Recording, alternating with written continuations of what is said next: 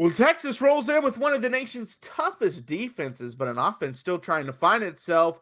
Can Mississippi State have just the matchup to take advantage? Let's break it down.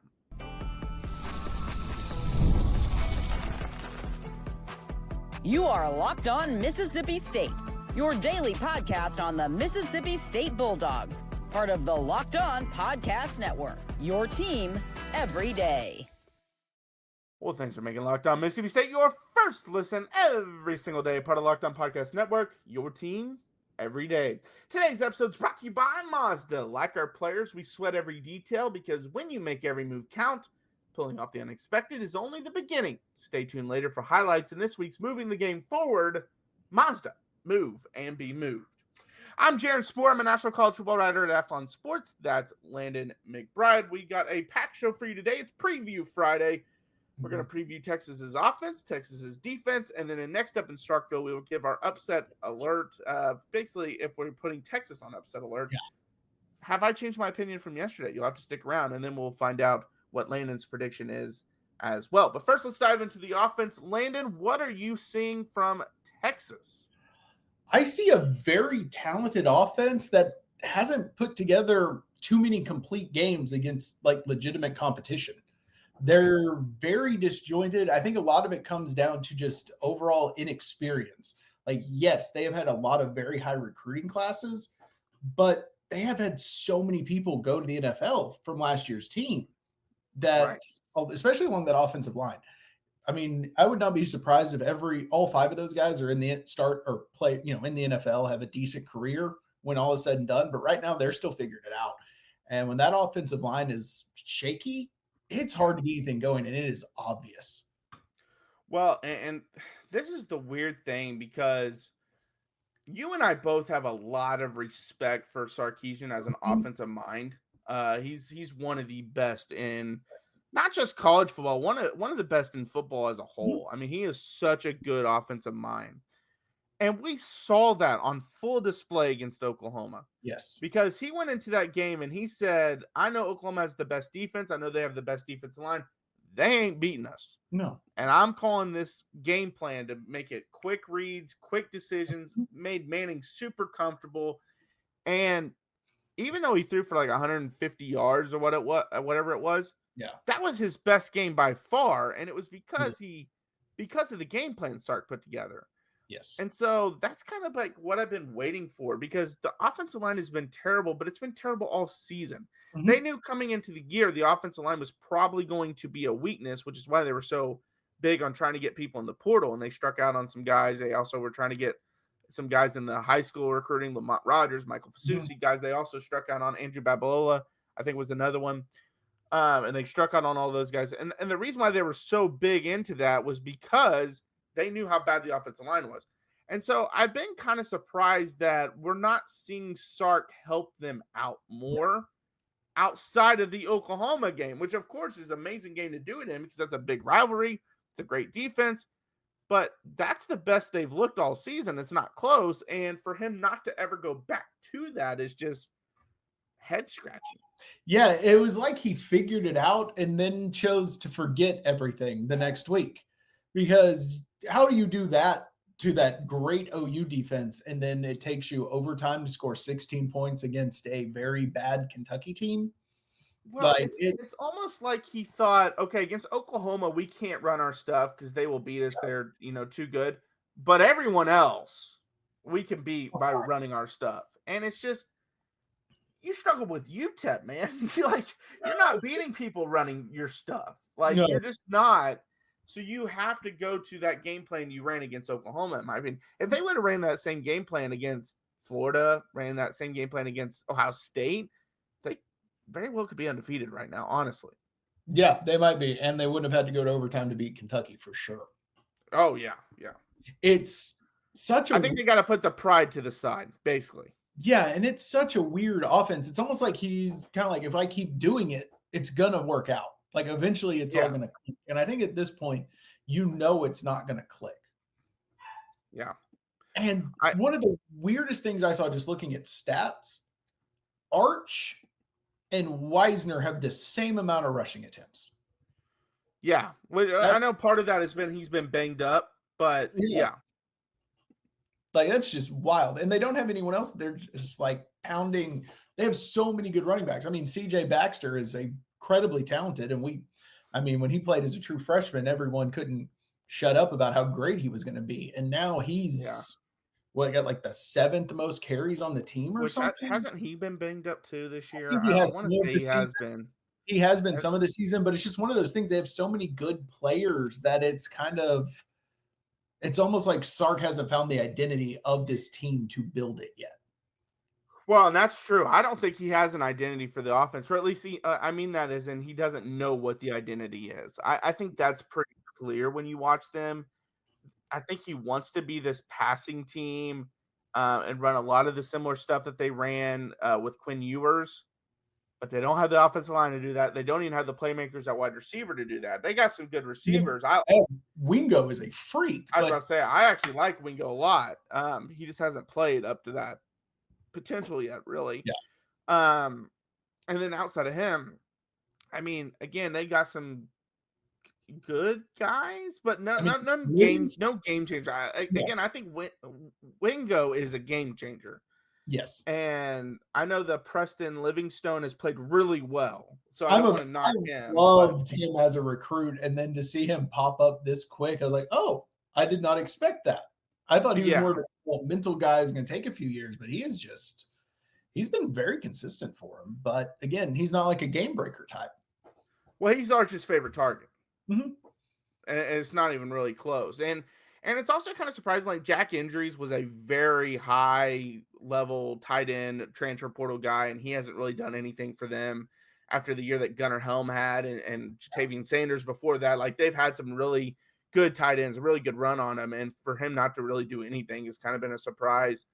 But it's just, they look like an offense, and maybe it's just who they are, because sometimes that happens, that they look confused as an offense. Like they look like they know they don't have an identity, and what's being called for them is also not working either for them. Like their mentally it's not really working for them.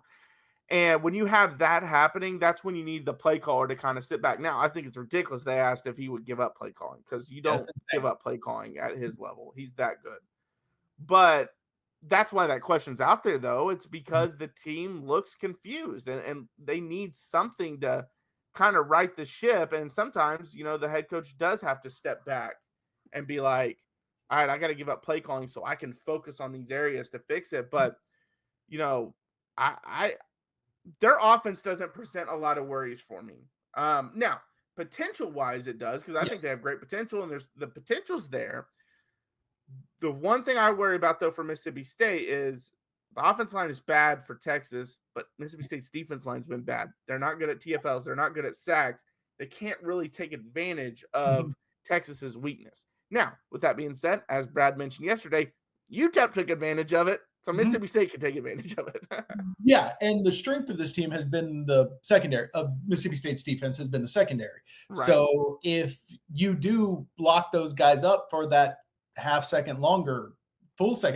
I mean, we mentioned that Wingo's the only guy who's like a real game breaker in the passing game. That might be what your defensive line needs to get home, is that extra half second or that extra second.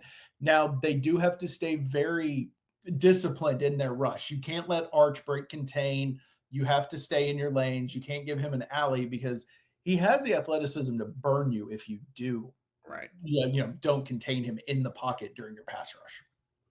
Yeah, and that's a very good point, because he's a guy he's actually a really good runner. I don't know if people watch him enough.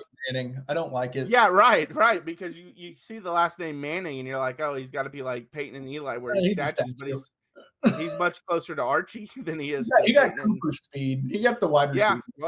Cooper was the wide receiver. So, because he can burn you if you let him get out of the pocket. But yeah, they're gonna have to find a ways to kind of keep Mississippi State off balance. And they have the ability to do it. They have the coach that can take advantage of it. And then Mississippi State side, the secondary just has to keep balling the way they're playing. Because if they play that way, it might not matter if the offensive line is holding up or not, because like you mentioned, there's going to be several coverage sacks or coverage pressures and things like that could happen. But all right, coming up next, we'll preview the defense of Texas. Don't go anywhere. All right, well, this episode is brought to you by Mazda's Moving the Game Forward. For those who believe it's not just about playing the game, it's about redefining it. There are moments that do more than put points on the board. They move crowds, move culture, and keep moving the game forward.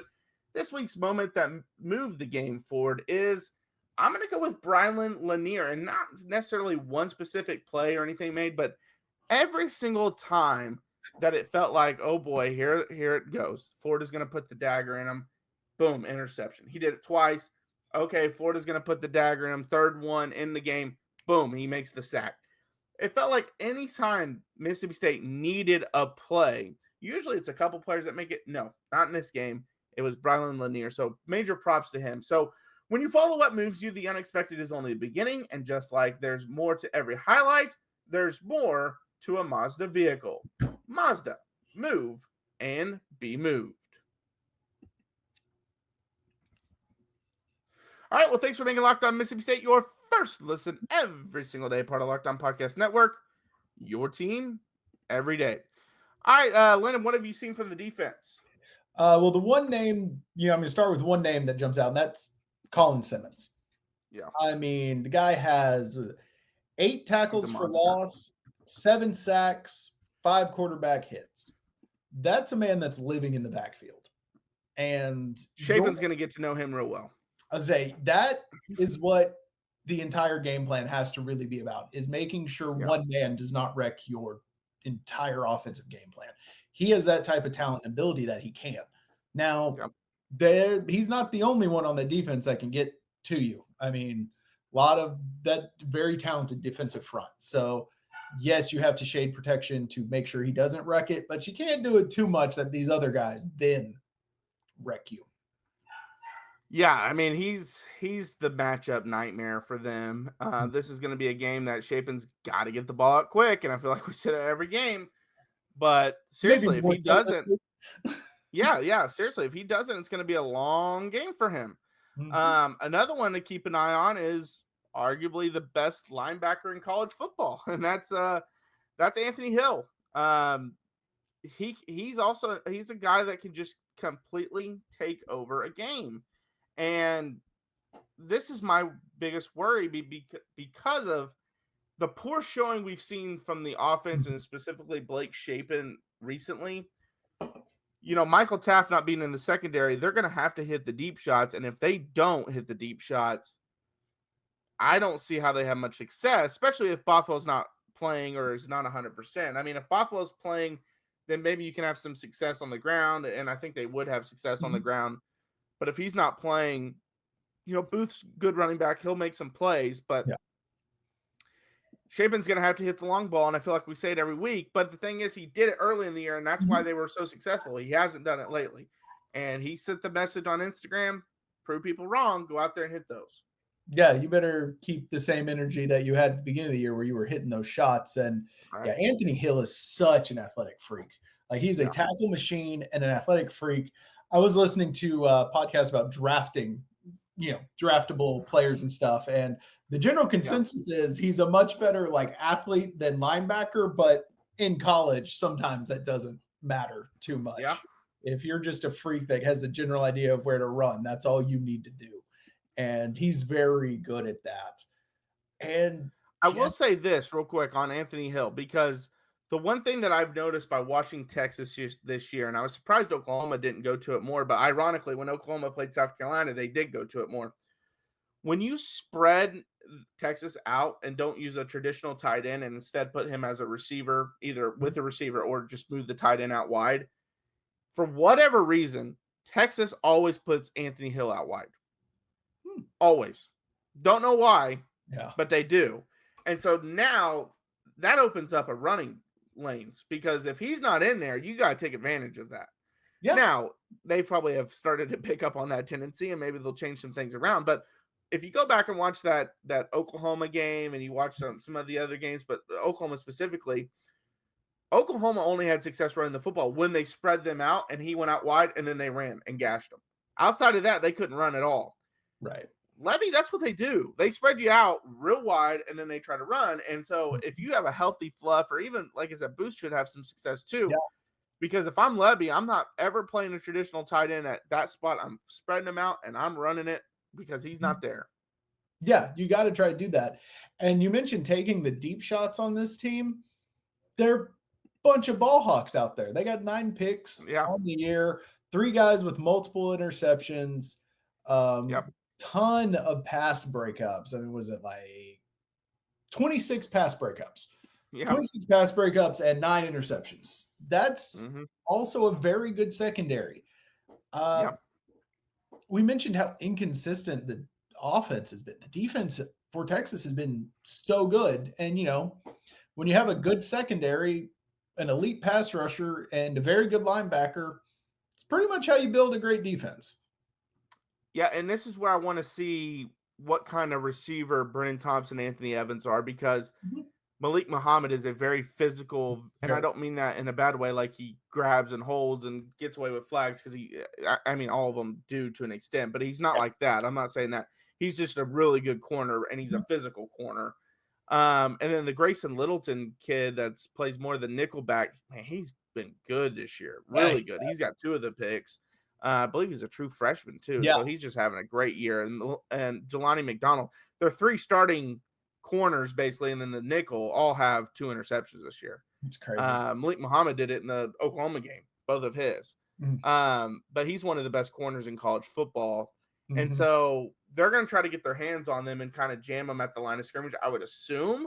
Although without Michael Taff as the safety back there and the safety valve back there, maybe they go with the strategy of playing off, because they don't want to press and then get beat deep and then not have Taff there to save the day. And so maybe they go with the strategy of playing off. Yeah, maybe they do, because that is a concern when you go against the type of receivers that, the Anthony Evans, Brennan Thompson, the quick guys. If you miss that jam, they're running away from you. Like there are maybe there's a handful of people on the world that can close that gap. And I'm not sure that any of them play corner for Texas right now. So, so you got to take advantage. Yeah, you have to try to take advantage. Now, again, that offensive line has to give them time. I mean, if they're not holding up, it's not going to matter what happens, because Shapen's going to be running for his life. Or more likely, what we have seen from him is he will stand there and take the hit. So hopefully they have to game plan to get it out. Use some motion, like motioning people out into the different spots to get Anthony Hill out of the box or something. I mean, this is going to show us a lot about Levy too, like where he is as a game planner. We know he's a great play caller. How good is he at building an entire game plan to take down a team like this? Yeah, that's fair. All right, coming up next, we will give our predictions. Is there an upset on the horizon? We'll talk about it coming up next. It's almost the weekend. Time to look back and crown this week's MVP on Who Delivered, powered by DoorDash. Just like you can win every Saturday with DoorDash Streaks, saving more every time you order, these players delivered when it mattered most. Let's break it down. And for Mississippi State, Brylan Lanier delivered in a big way, and it was the entire game. I mean, 2 interceptions in the big sack that gave Mississippi State a chance at the end. He came up big time and time again every time they needed him. When the pressure was on, he came through, no hesitation, no delay. If you've been watching week after week, this wasn't a fluke. Lanier is on a streak, just like Brylan Lanier delivered for Mississippi State. DoorDash delivers your Saturdays with DoorDash Streaks. You save every Saturday you order. Stack it up all season, and you could save up to $250, including $100 in DoorDash credits. Order this Saturday. Keep the streak alive. Fuel your game day only with DoorDash. Terms apply. Promo period through November 18th. And the NFL season is here, and FanDuel has an offer you don't want to miss. Right now, new customers can bet just $5 and get $300 in bonus bets if you win. That's right. Pick a bet, Put down $5, and if it hits, you'll unlock $300 in bonus bets to use across the app. And I love how FanDuel gives you so many different ways to play. There's parlays, the player props. My favorite is the live lines during the games. You get into the rhythm of the game, you see someone getting hot, put a little money on it, and it really makes watching football more exciting when you've got that little something riding on it. So what are you waiting for? Visit FanDuel.com to download the FanDuel app today and get started. Well, thanks for making Locked On Mississippi State your first listen every single day. Part of the Locked On Podcast Network, your team every day. All right, Landon, are the number 22 ranked Texas Longhorns on upset alert? I think they should be on alert, but I think they pull it out. I think it's going to be 21-14 Texas. Okay, so you also picked a close score. I believe Brad also, it was like 27-24, 27-21. He had Texas winning that one. I am more confident in Texas than both of you guys because I went 31-13 yesterday. I feel like this is either going to be a blowout or Mississippi State wins. I don't think that's how weird I think this game is. I don't think it's a close game. I think it's either if it's a close game, I think Mississippi State wins. I don't think Texas wins a close game. I think it's either they blow them out or it's a close game and Mississippi State wins. I just think defensively, I know Texas's defense is good enough to hold Mississippi State. I know they are. They're that good. I think the Florida game was a fluke. I said it yesterday with Brad. As far as the offense goes, that's where the question marks come in, obviously. But if they will go back to the drawing board and go, hey, we can't just do what we want to do. Let's do what makes what we typically want to do. Let's do what is best for our team, like we did against Oklahoma. I think they would blow out Mississippi State in that scenario. Also, my worry is Kentucky still has a really good defense. They have a good defensive line, even though they're not a very good team. And so Kentucky was able to hang in. Yeah. Texas' weakness is that offensive line, and I just have not seen enough from Mississippi State's defensive line to be like, okay, I think they can hold them around. Because the one thing I have seen about Arch is he is improving as the season is going on, and he's looking better and better. The issue has been he's been running for his life all game. So if he's not running for his life, I think he'll actually have a pretty good game. But if you can fluster him, because he gets flustered really easily, if you get after him a couple times, that's when the accuracy starts going all over the place, even when he has a clean pocket. I just don't know if they can do it. I don't know if they can fluster him enough. Yeah, I honestly think Texas scores at least one defensive touchdown in this game. I think that's honestly kind of how I picked it. I was like, I think these two teams, I bet it's probably 14-14 and Shapen makes a crucial mistake in the fourth quarter. I honestly think that's how this game is going to go. And we're going to have the QB conversation again next week. I hope I'm wrong. I really hope I'm wrong. And Shapen has figured he gets rid of he hangs on to the ball too long. And when you have Colin Simmons that coming around that edge, you got to get rid of it. You got to get rid of it quicker. And that's what concerns me from Mississippi State side really is that the defense and pass rush hasn't been great, but I think the secondary is good enough to make the pass rush a little better this week with the offensive line not being that great for Texas to where that extra split second gives them the time to fluster Arch a little. And I'm also curious, when is the first game where we're like, yeah, that was a really bad game by the defense? Because they're an improved defense. They're a solid defense. They're not a great or an elite defense. And even the great and elite defense have stinkers where there's just they didn't come ready to play for that one. Yeah, Texas did this year. And Texas is a better defense than Mississippi State. So is that this week? Are they going to lay that egg this week? I don't know. I mean, I think this week it could get ugly. Yeah, I mean, and a lot of people, I guess the best answer would be Arkansas is probably the game they'll lay the egg because Arkansas, while they've been terrible, their offense is elite offensively. They are very good. They're just terrible defensively. This is going to be an interesting game to watch. That is one thing I do know, just because the weaknesses and strengths don't really match up for Mississippi State. So it's going to be a lot about game planning and how a lot of individual players kind of step up. Yeah, for sure. All right. Well, thanks for making Locked On Mississippi State your first listen today. For your second listen, check out Locked On SEC. Chris Gordy breaks down the best conference in college sports, from the rivalries to the championship and every game in between. Find Locked On SEC on YouTube or wherever you listen to podcasts. Part of the Locked On Podcast Network. Your team every day. All right, my name is Jaron. Check out my work over in Athlon Sports. That's Landon. Follow us, Locked On Mississippi State. We're on YouTube, Instagram, TikTok, and Twitter. We post daily videos Monday through Friday.